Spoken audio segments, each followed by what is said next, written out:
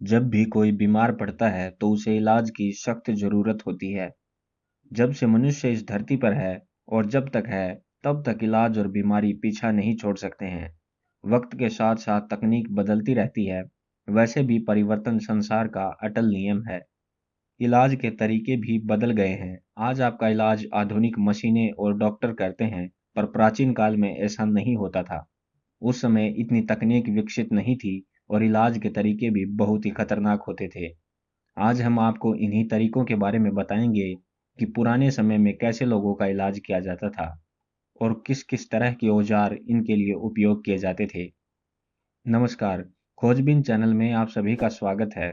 Interesting videos के लिए हमारे चैनल को सब्सक्राइब करना ना भूलें।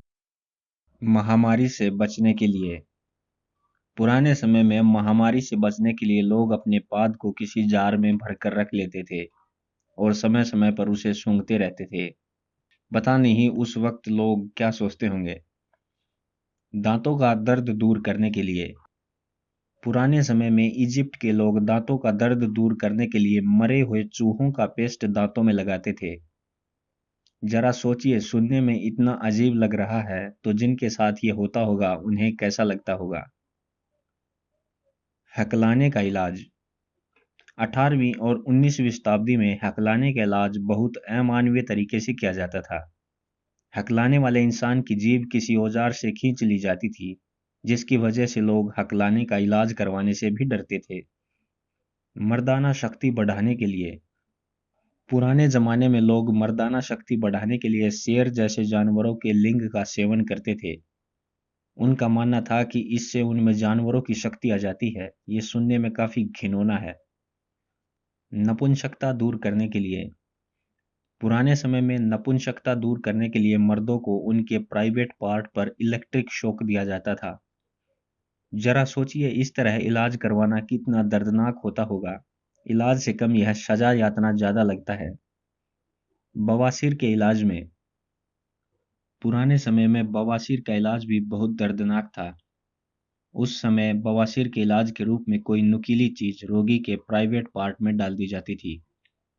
एंटीबैक्टीरिया के रूप में पुराने समय में फंगस वाली ब्रेड और छिपकली के शरीर को अच्छा एंटीबैक्टीरिया माना जाता था। उन चीजों का इस्तेमाल कई बीमारियों के इलाज में किया जाता था। इस इलाज में काफी लोगों को उल्टी हो जाती होगी। बहुत अजीब है ये।